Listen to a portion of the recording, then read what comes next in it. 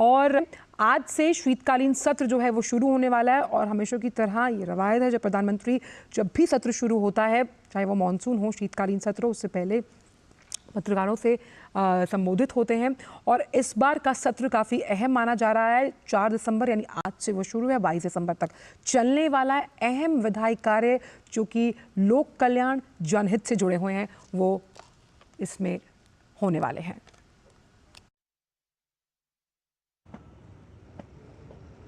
नमस्कार साथियों,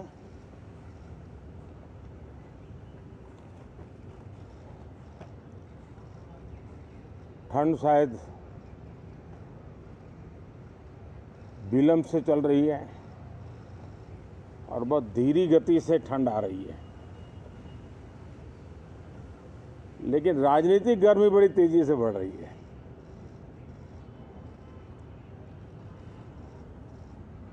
कल ही 4 राज्यों के चुनाव नतीजे आए हैं। बहुत ही उत्साहवर्धक परिणाम है। ये उनके लिए उत्साहवर्धक है जो देश के सामान्य मानवी के कल्याण के लिए कमिटेड है, जो देश के उज्जवल भविष्य के लिए समर्पित है,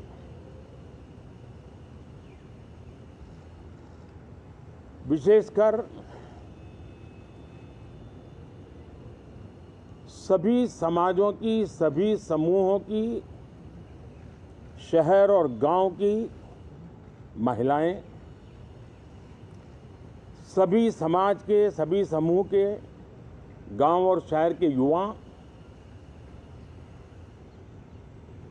हर समुदाय के, समाज के किसान और मेरे देश के गरीब, ये 4 ऐसी महत्वपूर्ण जातियां हैं जिनका एम्पावरमेंट, उनके भविष्य को सुनिश्चित करने वाली ठोस योजनाएं और लास्ट माइल डिलीवरी,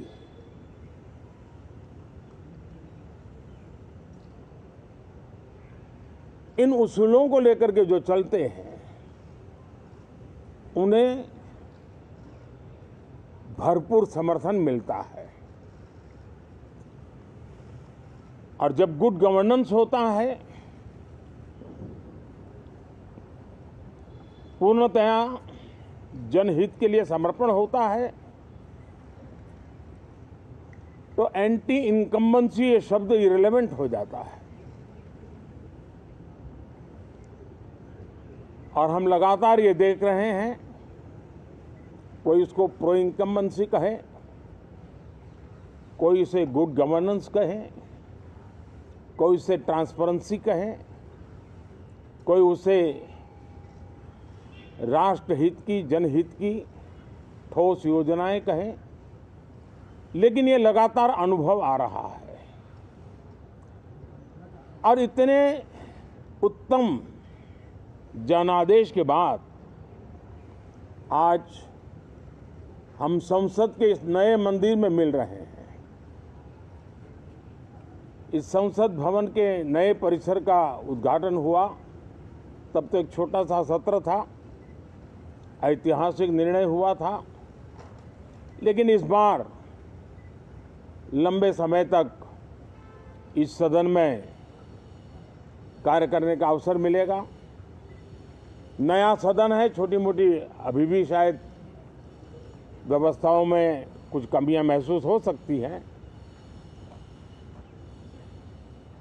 जब लगातार काम चलेगा, सांसदों और विजिटर्स को भी, मीडिया के लोगों को भी ध्यान में आएगा कि इसको जरा अगर ठीक कर लिया जाए तो अच्छा होगा। और मुझे विश्वास है कि आदरणीय उपराष्ट्रपति जी और आदरणीय स्पीकर महोदय के नेतृत्व में उन चीज़ों की तरफ पूरी तरह निगरानी है। और आपसे भी मैं कहूँगा, कोई चीज़ ऐसी छोटी मोटी आपके ध्यान में आए तो ज़रूर आप ध्यान आकर्षित करना, क्योंकि ये चीज़ें जब बनती हैं तो आवश्यकता के अनुसार बदलाव की भी ज़रूरत होती है। देश ने नकारात्मकता को नकारा है। मैं लगातार सत्र के प्रारंभ में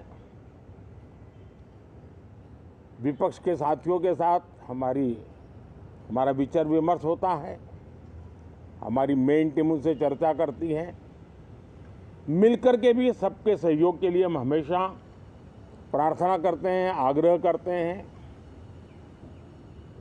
इस बार भी इस प्रकार की सारी प्रक्रियाएं कर ली गई हैं और आपके माध्यम से भी मैं सार्वजनिक रूप से हमेशा हमारे सभी सांसदों से आग्रह करता हूं,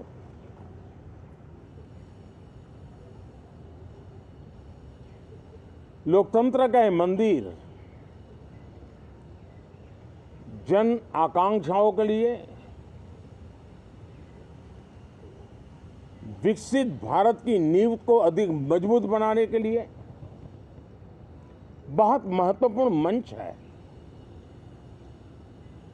मैं सभी माननीय सांसदों से आग्रह कर रहा हूं कि वो ज्यादा से ज्यादा तैयारी करके आएं, सदन में जो भी बिल रखे जाए उस पर गहन चर्चा हो, उत्तम से उत्तम सुझाव आए और उन सुझावों के द्वारा, क्योंकि जब एक सांसद सुझाव देता है तो जमीनी अनुभव का उसमें बहुत ही उत्तम तत्व होता है, लेकिन अगर चर्चा ही नहीं होती है तो देश उससे मिस करता है उन चीजों को। और इसलिए मैं फिर से आग्रह करता हूं, और अगर मैं वर्तमान चुनाव नतीजों के आधार पर कहूं तो जो विपक्ष में बैठे हुए साथी हैं, ये उनके लिए गोल्डन अपॉर्चुनिटी है। इस सत्र में पराजय का गुस्सा निकालने की योजना बनाने के बजाय इस पराजय में से सीख करके पिछले 9 साल से चलाई गई नकारात्मकता की प्रवृत्ति को छोड़ करके इस सत्र में अगर सकारात्मकता के साथ आगे बढ़ेंगे तो देश उनके तरफ देखने का दृष्टिकोण बदलेगा, उनके लिए एक नया द्वार खुल सकता है। और वो विपक्ष में है तो भी उनको एक अच्छी एडवाइस दे रहा हूं कि आइए, सकारात्मक विचार लेकर के आइए। अगर हम 10 कदम चलते तो आप 12 कदम करके फैसला लेकर के आइए। हर किसी का भविष्य उज्जवल है, निराश होने की जरूरत नहीं है, लेकिन कृपा करके बाहर के पराजय का गुस्सा सदन में मत उतारना। हताशा, निराशा होगी, आपके साथियों को आपका दम दिखाने के लिए कुछ न कुछ करना भी पड़ेगा, लेकिन कम से कम लोकतंत्र के इस मंदिर को वो मंच मत बनाइए। और अभी भी मैं कहता हूं, मैं मेरे लंबे अनुभव के आधार पर कहता हूं कि थोड़ा सा अपना रुख बदलिए, विरोध के लिए विरोध का तरीका छोड़िए, देश हित में सकारात्मक चीजों का साथ दीजिए, अच्छी उसमें जो कमियां हो उसकी डिबेट कीजिए। आप देखिए देश के मन में आज जो ऐसी कुछ बातों पर नफरत पैदा हो रही है, हो सकता है वो मोहब्बत में बदल जाए, तो मौका है, ये मौका जाने मत दीजिए।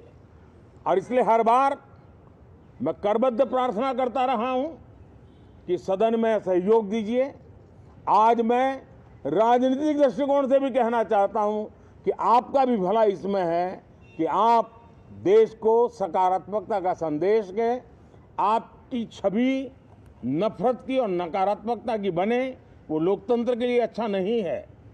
लोकतंत्र में विपक्ष भी इतना ही महत्वपूर्ण है, उतना ही मूल्यवान है और उतना ही सामर्थ्यवान भी होना चाहिए।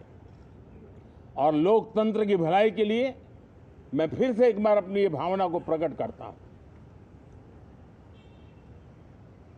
2047